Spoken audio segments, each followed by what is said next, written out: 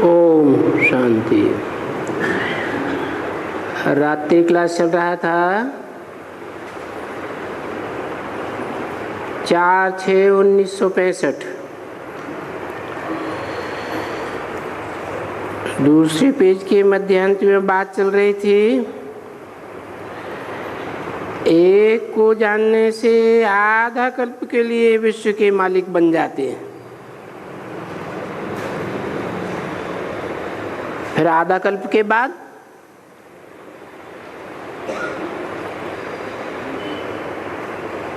उसी एक को भूल जाने से कंगाल बन जाते हैं।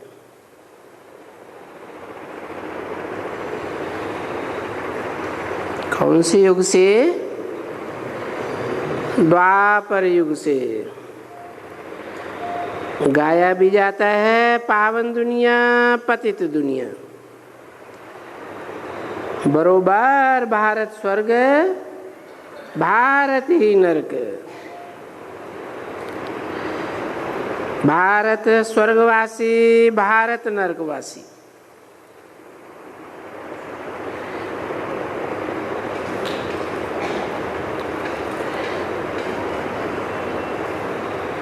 इसलिए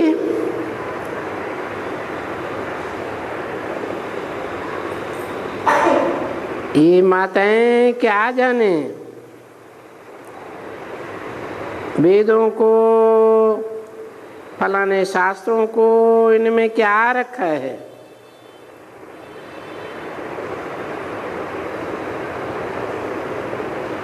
तो माताओं को इन जंजीरों से भी छुड़ा देते हैं।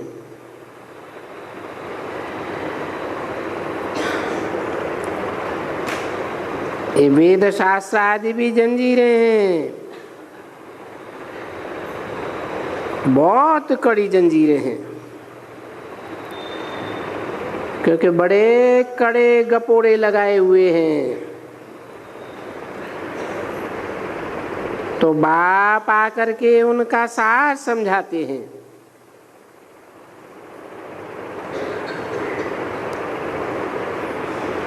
और कहते हैं कि अभी ये भक्ति मार्ग भी पूरा होता है, तो इस भक्ति मार्ग की सामग्री भी पूरी होती है। ये सारी सामग्री इस यज्ञ में ही स्वाहा हो जाएगी। 4/6/65 की वाणी का 3रा पेज।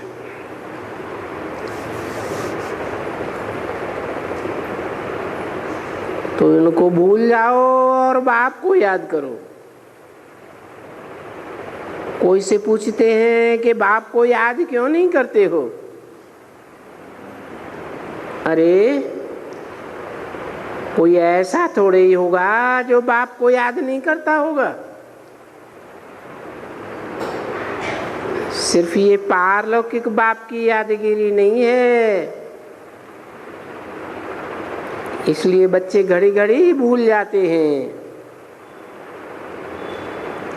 नहीं तो बाप बाबा को सो भी जो स्वर्ग का वारिस बनावे उनको ही भूल जाते हैं।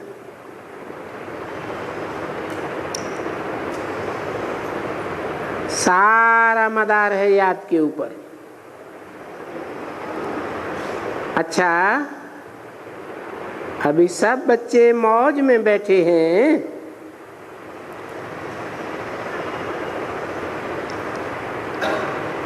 ये बच्चे रूप भी हैं बसंत भी हैं। उनका रूप है ना, तो जो मेरा रूप है जिसको ये लिंग कहते हैं, और बरोबर फिर ज्ञान का सागर है, तो जरूर बसंत भी है। तो तुम हर एक रूप बसंत हो। आत्मा का रूप भी हो, परंतु बड़ा सूक्ष्म एकदम बिंदी। और इस सूक्ष्म बिंदी में कितना ज्ञान भरा हुआ है।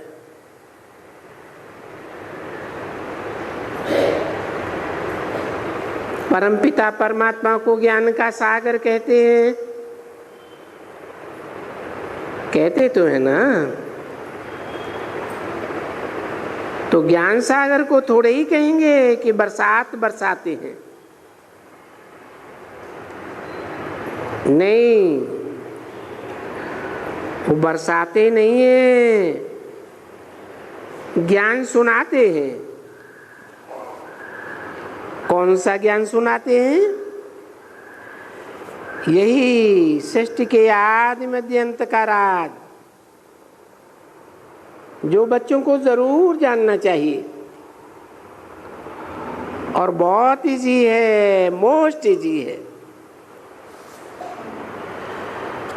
इन शास्त्रों वेदों ग्रंथों का पता नहीं क्या क्या कितने अंबार हैं। यहाँ बोलते हैं बच्चे, ये शास्त्र आदि सब तकलीफें की बातें हैं, बत्ती मार की बातें हैं। अब इन सब को छोड़ दो, सिर्फ बाप को याद करो और वर्षे को याद करो। कितना इजी है। नाम भी रखा है जी, सहज राजयोग और सहज ज्ञान सृष्टि के चक्र का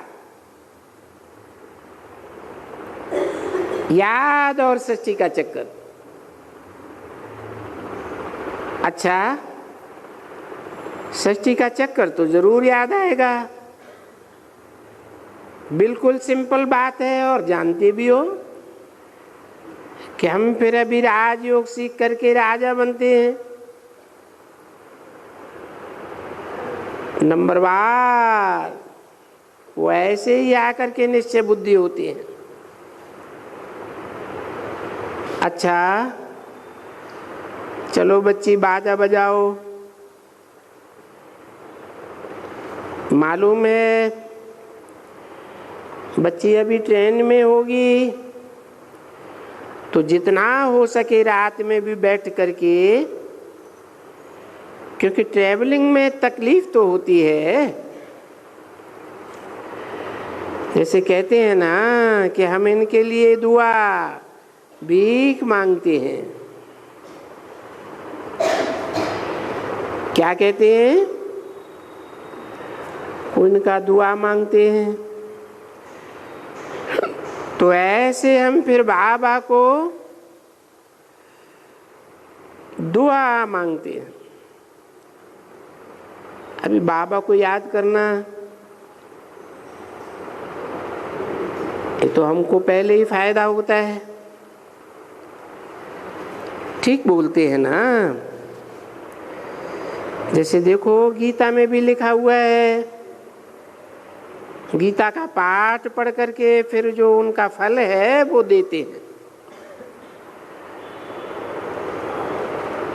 अपनी माँ तुम्हें अर्पण है, उनका उद्धार हो जाएगा, ऐसे कुछ कहावत है ना।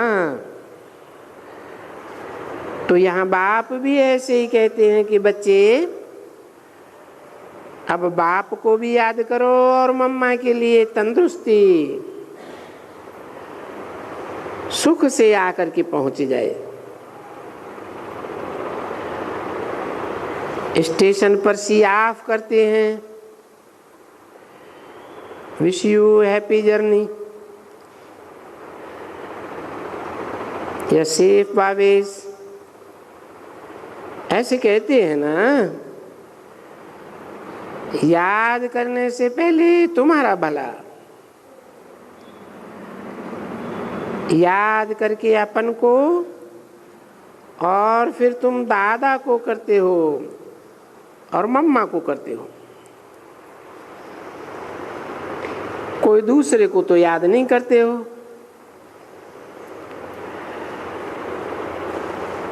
बाबा को भी तो सुबह को भी तो उनकी ट्रैवलिंग सुखाली हो जाए। देखो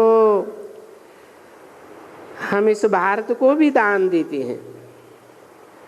बाबा अभी इस भारत को पावन बनाओ, श्रेष्ठाचारी देवता बनाओ।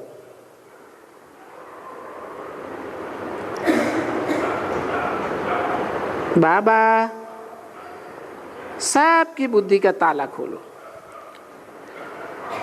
तो सुखधाम के मालिक बने या शांति धाम के मालिक बने, तो तुम बच्चे शुभ चिंतक हुए ना,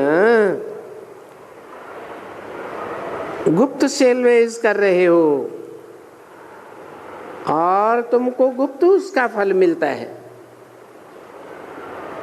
दुनिया तो इन बातों को नहीं जानती है। जो नए नए आते जाएंगे वो जानते जाएंगे। तुम रियल रूहानी सेल्वेशन आर्मी हो, जो भारत का बेड़ा पार करते हो। ये बेड़ा किसने बोड़ा है?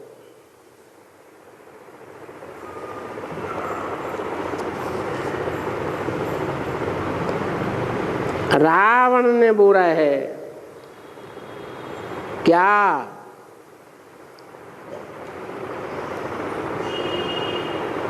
क्या बोरा है? बेड़ा। बेड़ा किसको कहा जाता है?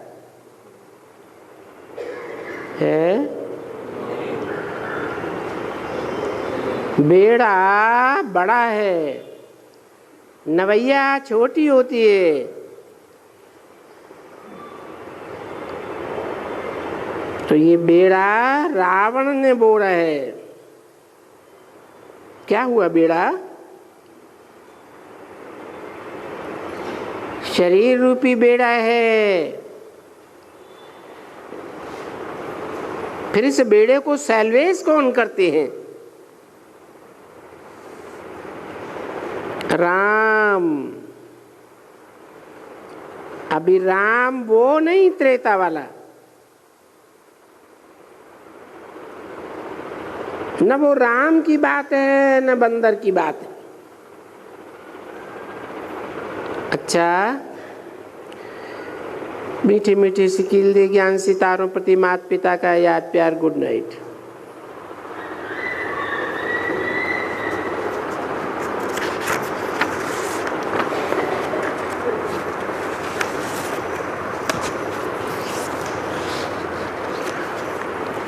आज का प्रातः क्लास है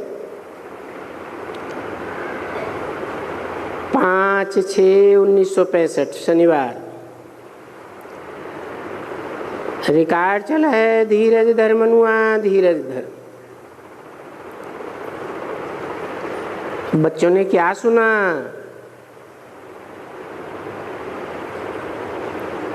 ये कौन कह सकते हैं धीरज धरो? बाप ही के बच्चों से कह सकते हैं। कोई सन्यासी उदासी या कोई भी लौकिक बाप नहीं कह सकते।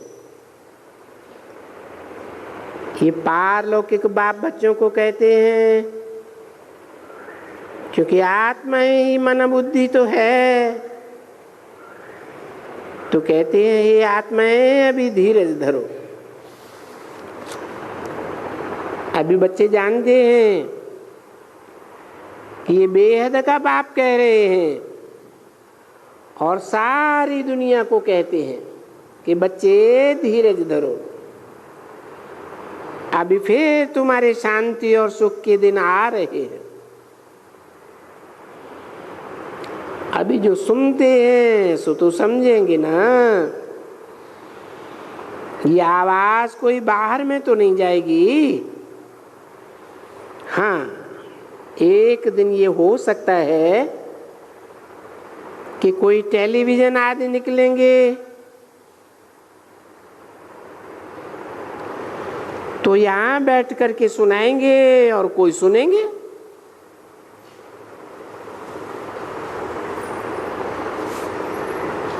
कौन सुनाएंगे?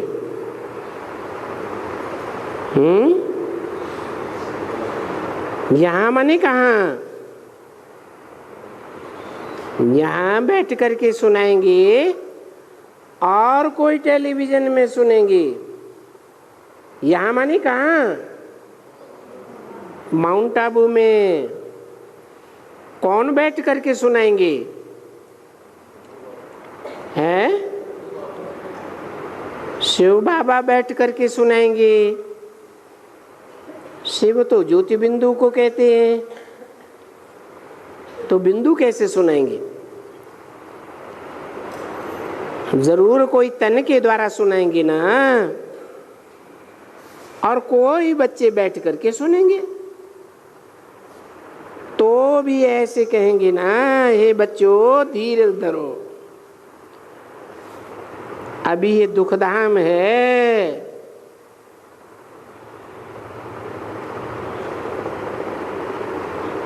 उस समय तक प्रत्यक्षता हो जाएगी या नहीं हो जाएगी? हैं? हो जाएगी। तो उस समय भी ऐसे कहेंगे, बच्चे धीरज धरो, ये दुखधाम है। दुखधाम के पीछे सुखधाम तो जरूर आता ही है।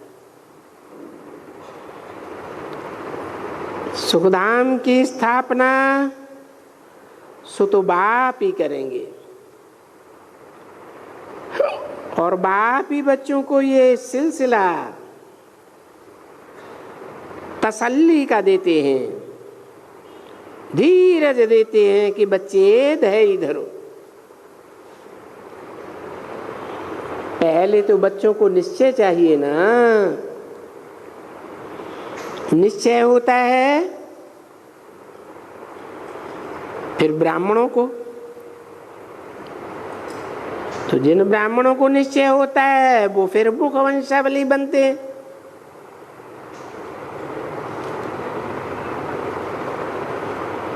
किसको निश्चय नहीं होता?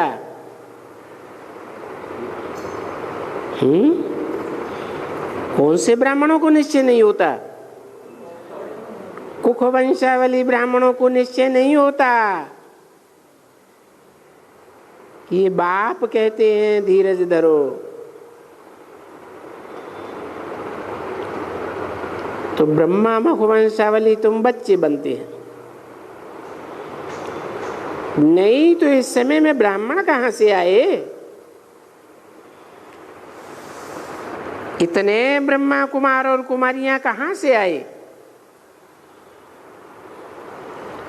कुमार और कुमारियों का अर्थ है बच्चे और बच्चियां। परंतु जो पत्थर बुद्धि मनुष्य हैं ये बातें समझ नहीं सकते हैं, भला पूछते भी नहीं है। तुम इतने सभी जो कहते हो ब्रह्मा कुमार कुमारियां, तो उन शास्त्र पढ़ने वालों को बुद्धि में लगना चाहिए कि जरूर कोई प्रजापिता होगा। प्रजापिता ब्रह्मा, जो इतने साफ कहते हैं ब्रह्मा कुमार कुमारियां, और एक के लिए ही सब कहते हैं।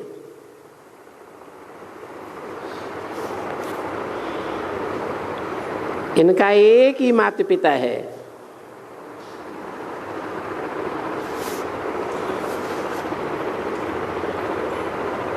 माता पिता दो होते हैं कि एक होता है? दो होते हैं, और इनका एक ही माता पिता है। सो कैसे है? कौन पिता और कौन माता, और एक ही कैसे?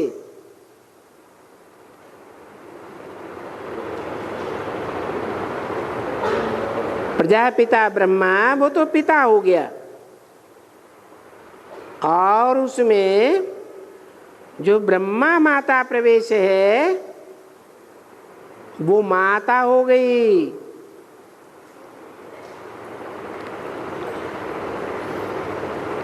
तो तो एक माता पिता के ही ब्राह्मण और ब्राह्मणियां होते तो नहीं है। यहाँ तो एक पिता एक माता के ही ब्राह्मण ब्राह्मणियां हैं, तो जरूर ब्रह्मा और प्रजापिता कंबाइंड होंगे ना। दुनिया में सबके तो अलग अलग होते हैं,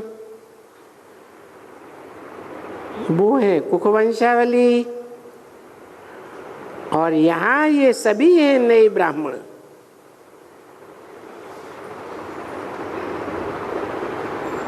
जो ब्राह्मण पहले थे ही नहीं। पहले तुम कोई ब्राह्मण मुख के नहीं थे, जैसे वो ब्राह्मण हैं। उन ब्राह्मणों की जात है, वो है कुखवंशावली की जात, और तुम हो मुखवंशावली। तो बाप बैठ करके समझाते हैं, और अभी ये निश्चय की बात है। हर एक बात में निश्चय बुद्धि चाहिए कि कौन हमको कहते हैं। बरोबर कल पहले ही भगवान ने कहा था, अभी भी भगवान ही कहते हैं, समझाते हैं कि बरोबर अभी ये कलयुग का अंत है, लड़ाई सामने खड़ी है, और वही महाभारी महाभारत की लड़ाई है, और वही यादव वही कौरव वही पांडव भाई भाई थे जो अभी भी हैं। यादव यूरोपवासी जिन्होंने ये बॉम्ब्स वगैरह की इन्वेंशन की, वो भी तो गाया हुआ है, जरूर गाया हुआ है कि इनकी बुद्ध रूपी पेट से ये मूसल निकलेंगे जो अपने ही कुल का विनाश करेंगे।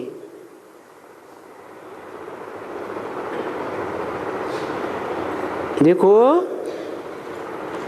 लिखा भी हुआ है, और बरोबर जानते हो कि वो कुल का विनाश करेंगे जरूर।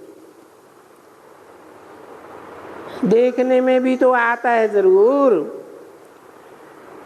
कहते भी हैं तो एक कुल के। वो उनको कहते हैं कि एक बम से तुम्हारा विनाश करेंगे, और वो उनको कहते हैं देख लेना हम विनाश कर देंगे। तो हर एक बात में कंपटीशन हो रही है। बरोबर ये भी लिखा हुआ है, ये कोई लाखों वर्ष पुरानी बात तो नहीं है। पेट से मूसल निकले, वो यादव बड़े धनाढ्य थे, बहुत शराबी कबाबी थे। बाप अभी बैठ करके अच्छी तरह से समझाते भी हैं कि बच्चे अभी जानते हो ना, धीरज धरना है कि बरोबर ये पुरानी दुनिया खत्म हो जाने वाली है, पहले भी खत्म हुई होगी। तब तो भारत ऐसा बना था। सतयुग तभी बनेगा जब कलयुग खलास होगा, जब अनेक आसुरी संप्रदाय, अनेक राजधानियां खलास होंगी, तो जरूर उनके पहले ही एक राजधानी की स्थापना होनी चाहिए। ये तो गाया ही जाता है कि ब्रह्मा द्वारा स्थापना, फिर शंकर द्वारा विनाश। पहले विनाश भी नहीं करना चाहिए, पहले स्थापना।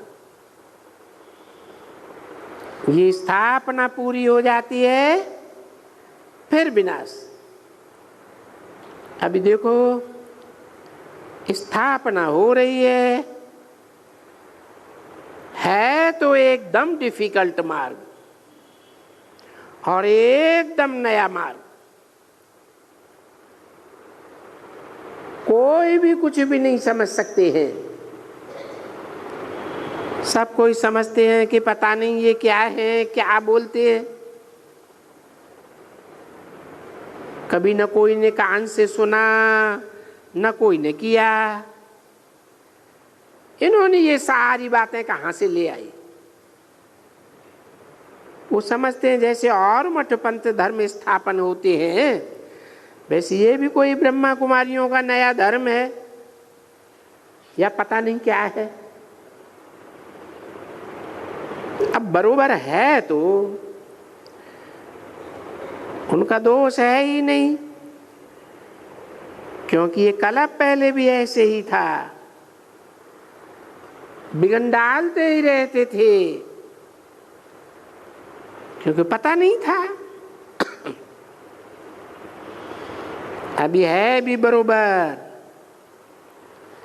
कि ये रुद्र ज्ञान यज्ञ है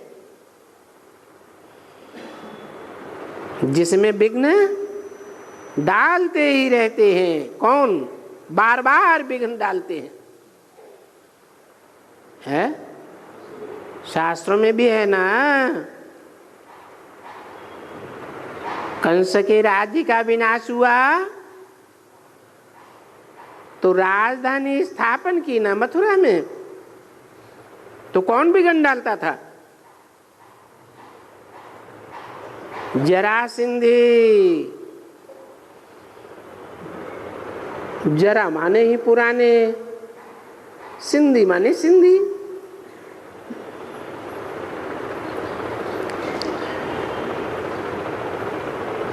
रुद्र कहा ही जाता है शिव को, और इसको ही कहा जाता है प्राचीन सहज राजयोग। अभी प्राचीन सहज राजयोग का भी तो अर्थ नहीं जानते हैं ना। कोई सतयुग में तो नहीं आकर के स्थापन किया होगा।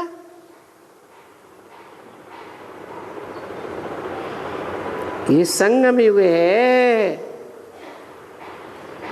बाप कहते हैं कि बच्चे भला समझ तो धरो, पतित और पावन तो दोनों का संगम हुआ ना।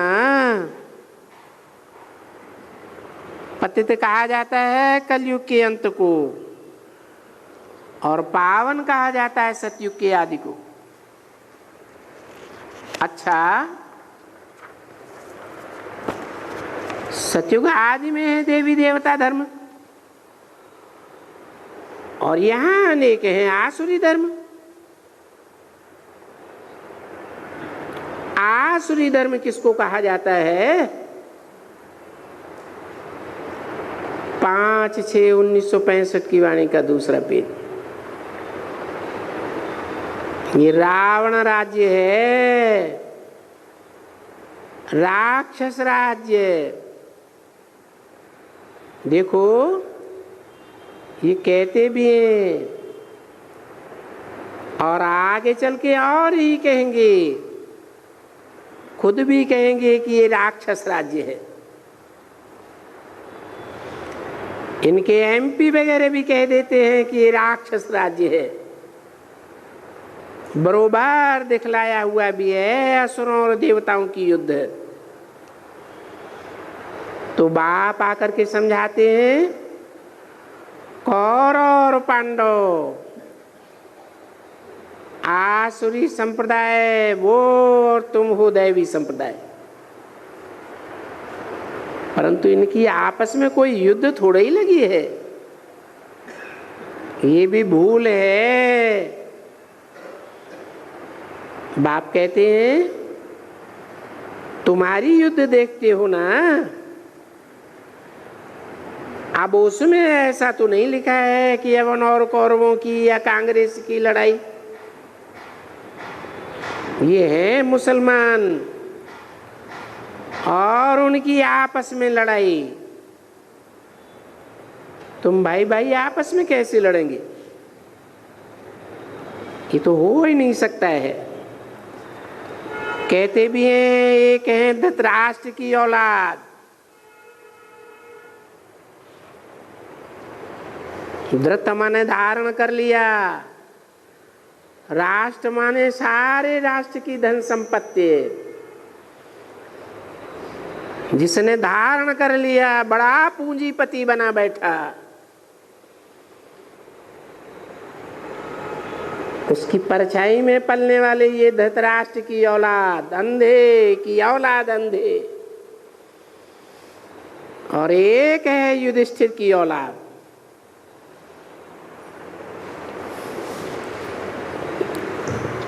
आदि में भी युद्ध में स्थिर रहा।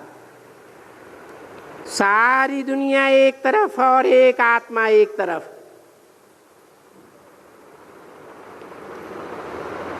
कहते भी हैं दो भाई एक कहानी बैठ करके बनाई है, सो कहानी बाप बैठ करके समझाते हैं।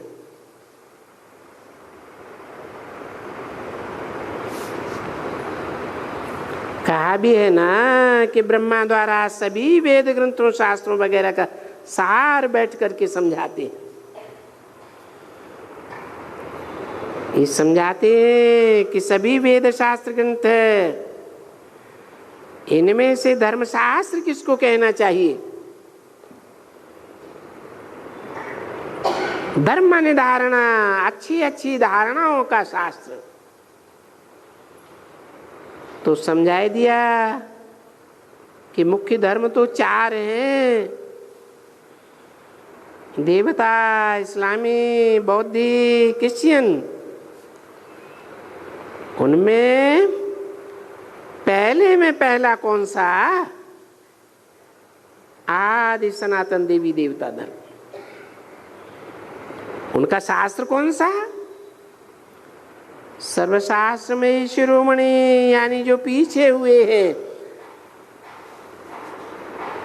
पीछे वाले धर्म है ना, इस्लामी, बौद्धिक, क्रिश्चियन, उन सब से पहले नंबर में ये ऊंची है सर्वशास्त्र शिरोमणि गीता। अरे भाई,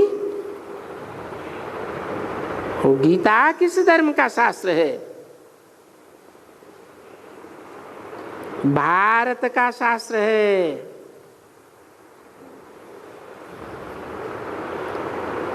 अभी भारत का शास्त्र किसका? उस धर्म से क्या हुआ? उस धर्म से आदि सनातन देवी देवता धर्म की स्थापना हुई, यानी सतयुग के आदि सनातन सूर्यवंशी चंद्रवंशी धर्मों की स्थापना। तो देखो ये संगम युग पर हुई होगी ना। ऐसे तो नहीं कहेंगे कि सतयुग में हुई, नहीं, कॉन्फ्लुएंस में यानी संगम पर। इसको फिर कुंभ भी कहा जाता है। कुंभ में क्या दिखाते हैं? दक्षिण की ओर से आने वाली काली नदी, काला ही काला पानी, और उत्तर भारत की ओर गंगा नदी, दोनों का मेल कहा जाता है। अभी तुम जानते हो ये कुंभ का मेला है। विदेशी संस्कृति और भारतीय संस्कृति, पाश्चात्य धारणाएं और पूर्व की धारणाएं, जहां से सूर्य उदय होता है,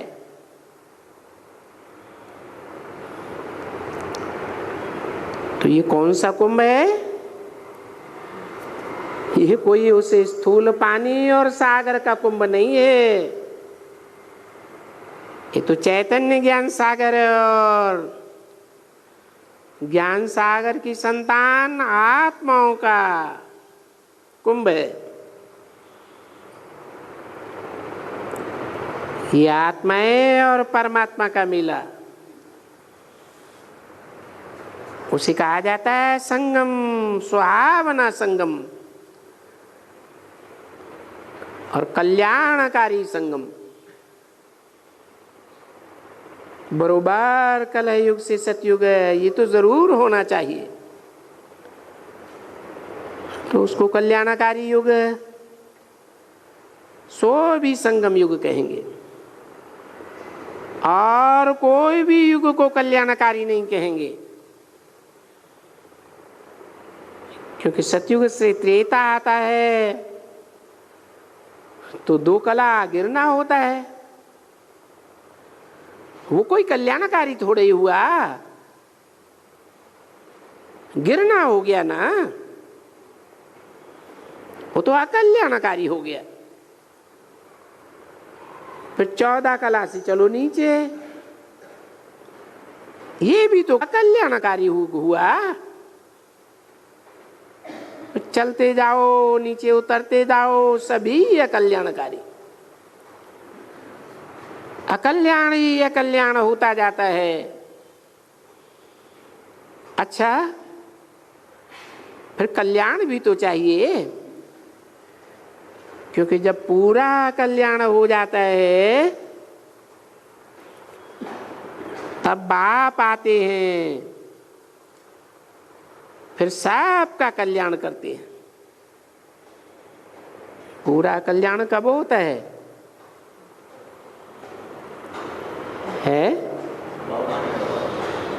कब होता है पूरा कल्याण? सन 36 में, 76 में, न 36 को न 76 को महाशिवरात्रि कह सकते हैं। महाशिवरात्रि जब सारे संसार में अज्ञान अंधकार की रात्रि छा जाए, कोई सोजरे में न बचे,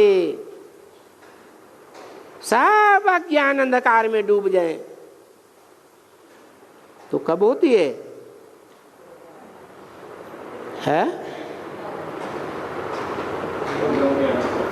तब ही होती है जब बोला तुम बच्चों को तमोप्रधान से सतोप्रधान बनने में 40 से 50 वर्ष पूरे होते हैं, तब बाप आते हैं, फिर सबका कल्याण कर देते हैं। और बाप ही बैठ करके बच्चों को समझाते हैं कि अभी तुम्हारा कल्याण हो रहा है। इसको कहा जाता है सुहावना, कल्याणकारी, ऑस्पिशियस युग। अंग्रेजी में नाम भी दिया हुआ है ना, ये कल्याणकारी युग है। बुद्धि से काम लो कि बरोबर बाप आएगा। कब आएगा? है? अरे कब आएगा? अरे सब मुझ गए क्या? बाप आ गए। बाप कितने हैं? बेहद के 2 बेहद के बाप हैं। एक है आत्माओं का बाप और एक है मनुष्यों का बाप। तो कौन आ गया और कौन आ जाएगा? अरे हैं? राम बाप आ गया सन 76 में।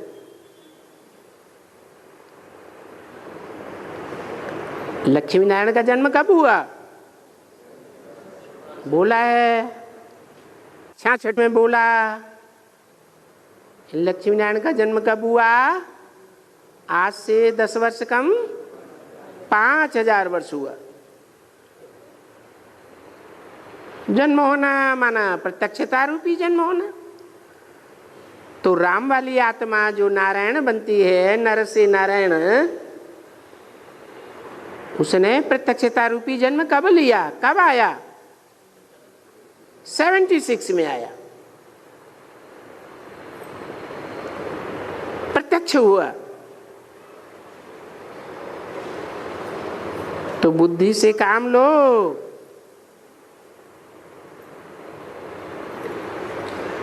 कि बरोबर आत्माओं का बाप भी आएगा। कब? है? मुरली में क्या बोला? तुम बच्चों को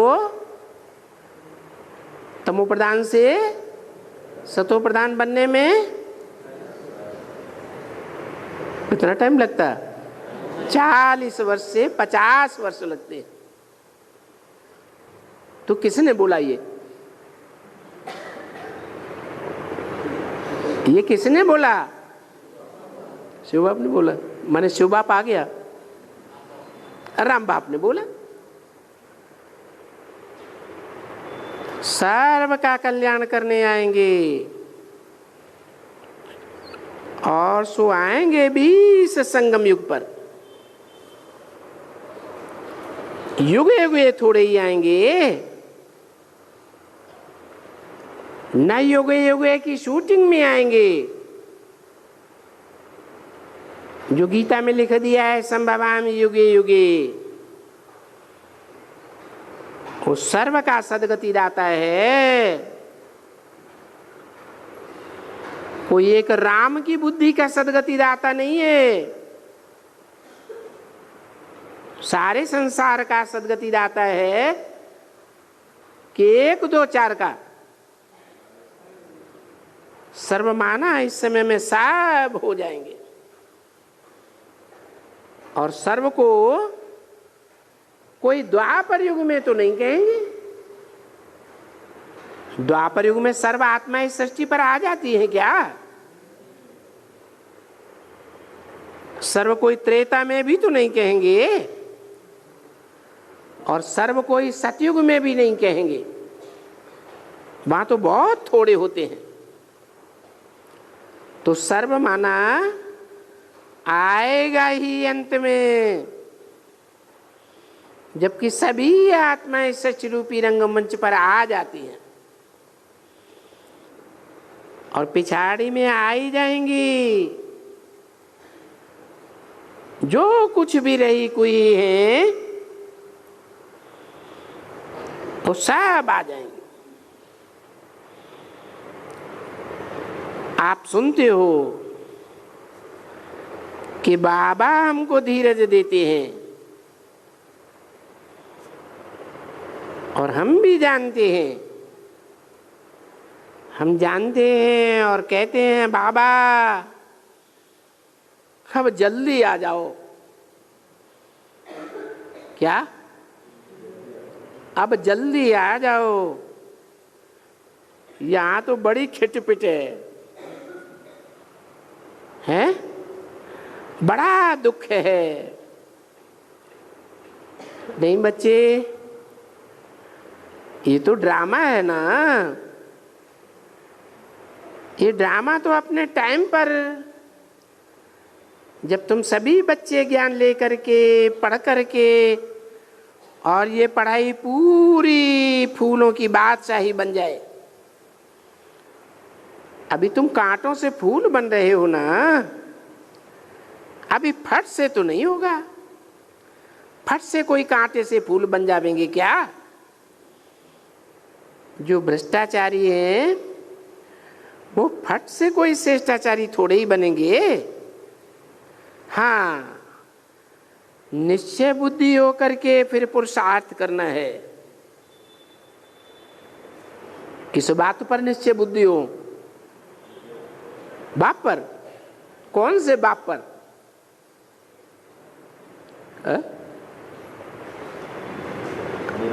अरे जो बाप आ गया, प्रत्यक्ष हो गया ज्ञान के आधार पर, उस पर निश्चय बुद्धि होकर, या आत्माओं के बाप पर निश्चय बुद्धि होकर?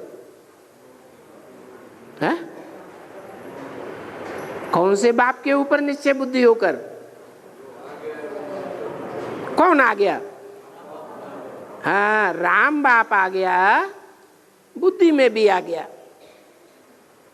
फिर पुरुषार्थ करना है।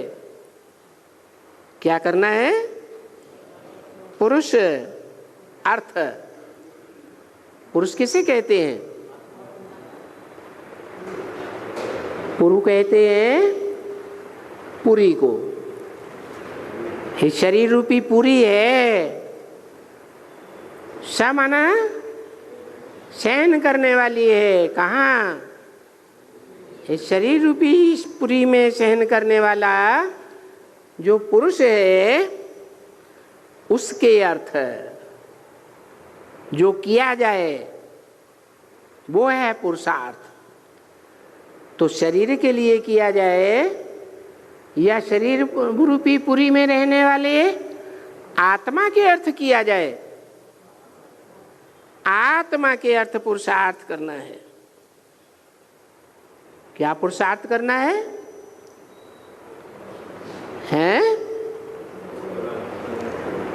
निश्चय बुद्धि होने का पुरुषार्थ करना है। फट से कोई नहीं बन सकते हैं।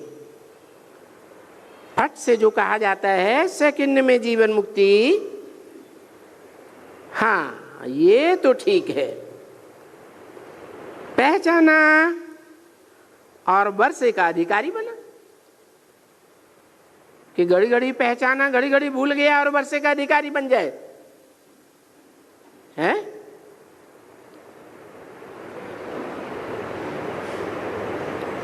ऐसा तो होता ही नहीं। बाप का वर्षा वो तो ठीक है। तुम सभी पावन दुनिया में चलने वाले हो। कौन है? तुम सभी माने कौन? जो भी बाप से डायरेक्ट सुनने वाले हैं। कौन से बाप से? जो राम बाप से डायरेक्ट सुनने वाले हैं, वो सभी पावन दुनिया में चलने वाले। और बाप तो इब्राहिम है, वो भी है या नहीं है? क्राइस्ट भी है, बुद्ध भी है। वो बाप सृष्टि रूपी रंगमंच पर प्रत्यक्ष नहीं होंगे क्या? होंगे या नहीं होंगे? वो भी सुनाएंगे या नहीं सुनाएंगे? वो भी अपने फॉलोअर्स को सुनाएंगे। लेकिन तुम बच्चे उन धर्म पिताओं से सुनने वाले नहीं हो। किससे सुनने वाले हो? राम बाप से सुनने वाले हो। तो जो जो भी फिर आएंगे, परंतु वहां भी तो पद है ना।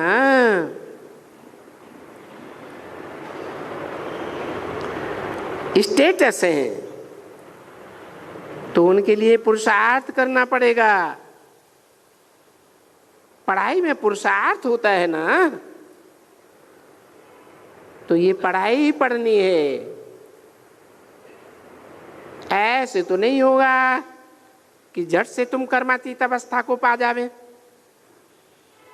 अगर कर्मातीत अवस्था फट से हो जाए फिर तो तुमको शरीर छोड़ना पड़े।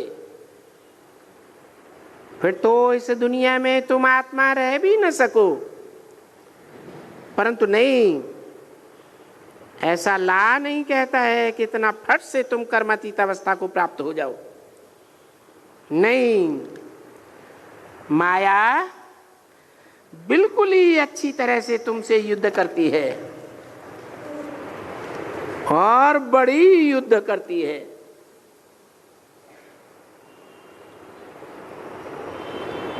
5-6-65 की वाणी का तीसरा पेज।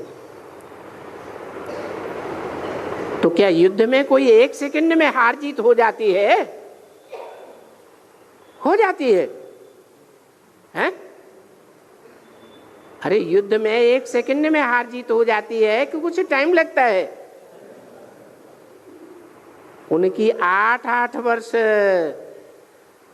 10-10 वर्ष युद्ध चलती है, तब कहीं हार जीत होती है। कभी कभी कोई की 10-10 15-15 वर्ष भी युद्ध चलती रहती है। और ये तो तुम्हारी युद्ध है माया से। वो टैक्स टाइम, जब तक बाप है तब तक तुम्हारी युद्ध चलती ही रहती है। पिछाड़ी में आकर के रिजल्ट निकलेगी कि किसने कितना माया को जीता और कितना कितना कर्मातीत अवस्था को पहुंचे। बाबा कहते रहते हैं ना, बच्चे अभी अपने बाप को, अपने घर को याद करो। घर को ही कहा जाता है मुक्ति धाम, निर्वाण धाम। वो घर है ना, उनको शांति धाम कहा जाता है। तुम्हारी आत्मा शांत स्वरूप है ना। तुम ऐसे मत समझो कि सतयुग को शांति धाम कहा जाता है। शांति माना ही निर्वाण, यानी शरीर भी नहीं हो, आत्मा हो। और आत्मा तो शरीर बगैर बोल भी नहीं सकती है। तो सच्चा सच्चा शांति धाम तो उसको कहा जाता है। क्या कहा है? किसको कहा जाता है? अरे तुम शांति धाम को इस षष्ठी पर उतार लेंगे। वो सच्चा सच्चा परम धाम नहीं कहा जाएगा, है? हैं? कहा जाएगा साकार षष्ठी पर जो तुम परम धाम को उतार लेंगे वो सच्चा सच्चा नहीं होगा। होगा? शरीर नहीं होगा वहां। शरीर होगा तो सच्चा सच्चा कहाँ हुआ है? शांति माना ही निर्वाण, वाणी से परे, यानी शरीर भी न हो। हाँ, जिस षष्ठी पर जो परम धाम उतारेंगे वहां रहने वालों को शरीर का भान ही नहीं रहेगा। तो सच्चा शांति धाम उसको कहा जाता है। शांति धाम, निर्वाण धाम, वानप्रस्थ यानी वाणी से परे। वो तो हमारा घर है। अभी तुम बच्चों को ये मालूम पड़ा क्या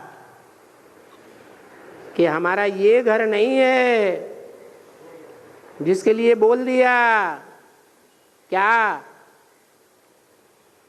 कि मैं मधुबन वालों को मधुबन छोड़ना पड़ेगा, गीता पाठशाला वालों को गीता पाठशाला छोड़नी पड़ेगी, और ज्ञान सरोवर वालों को ज्ञान सरोवर छोड़ना पड़ेगा। तो अभी तुम बच्चों को मालूम पड़ा। खुशी है तुम्हारी बुद्धि में जिनको निश्चय है, बरोबर हम तो रहने वाले हैं निर्वाण धाम के, और बरोबर ये ड्रामा है। अभी ड्रामा तुम्हारी बुद्धि में रहा शुरू से लेकर के, ऊपर से लेकर के।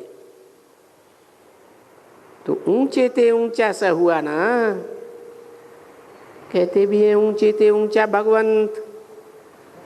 और सेकंड नंबर में है 3 लोग, साइलेंस,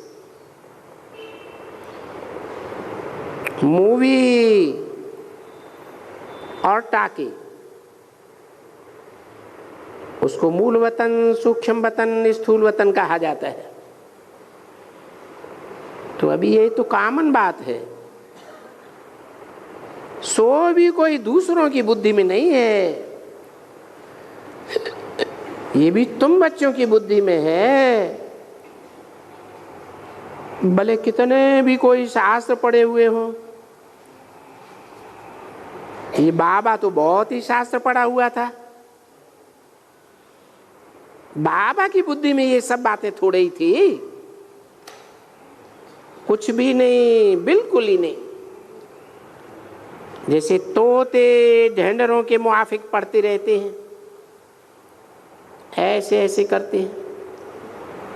देखो गीता पढ़ते थे, लिख दिया है किसको महात्मा का फल देना हो तो उनका उद्धार हो जाएगा। चलो पितराय नमः, फलाने को नमः करके उनको दे दिया। ये तो करते आए थे, ये तो सभी करते रहते हैं, बहुत कुछ करते हैं। डब्बे में ठीकरी, कोई ये थोड़े ही कहता रहता है कि बरोबर बुद्धि में आया। हाँ, हम दूर देश में रहने वाले हैं, परमधाम में रहने वाले हैं, ये थोड़े ही कोई की बुद्धि में। पीछे वो बाबा वहां रहते हैं। अब ये मालूम पड़ा, नहीं तो बाबा कहना ही किसको नहीं आता है। कोई भी ऐसे नहीं समझते हैं कि हमारा साहब का बाबा, जिसको हम पतित पावन कहते थे, वो परमधाम में रहते हैं। और वो बाबा कब आएंगे, ऐसे कभी तो किसी को मालूम होगा।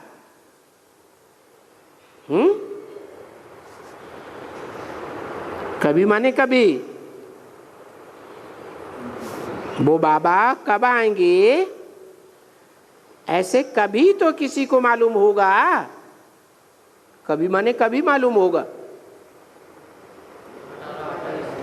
है? किसी को मालूम होगा, किसको मालूम होगा? पहले पहले कोई को तो मालूम होगा कि कोई को नहीं मालूम होगा, है? अरे वो बाबा कब आएंगे ऐसे कभी तो किसी को मालूम होगा। एक तो कब आएंगे, दूसरा कब आएंगे ये कभी तो मालूम होगा। और कोई माने किसी को तो मालूम होगा। अष्टदेव को इकट्ठा मालूम हो जाएगा। अरे तो पहले किसको मालूम होगा? कब आएंगे वो पता चला, पता चला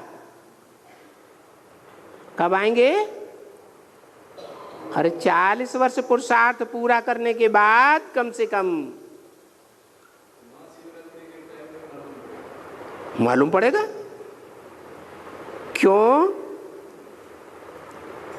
मुरली के क्लैरिफिकेशन से नहीं मालूम पड़ता है। ब्रह्मा के मुख से मुरली पहले चली तो मुरली जहां से ज्ञान है या ज्ञान अमृत है? ज्ञान है। जो मुरली है वो गीता ज्ञान है और उसका क्लैरिफिकेशन वो ज्ञान अमृत है। अमृत मंथन करके निकलता है। तो मंथन करके कोई ने तो पहले निकाला होगा कि कब आएगा, है? राम बाप ने ही निकाला, और फिर कभी तो मालूम होगा, है? कब मालूम हुआ? नहीं, 76 में तो राम बाप आया, बेहद का बाप, मनुष्य सृष्टि का। लेकिन उस समय ये थोड़ा ही पता था कि पुरुषार्थ के 40 वर्ष पूरे होंगे तब आएगा आत्माओं का बाप, जो पतित पावन है, सब पतित आत्माओं को पावन बनाने वाला है। कब पता चला?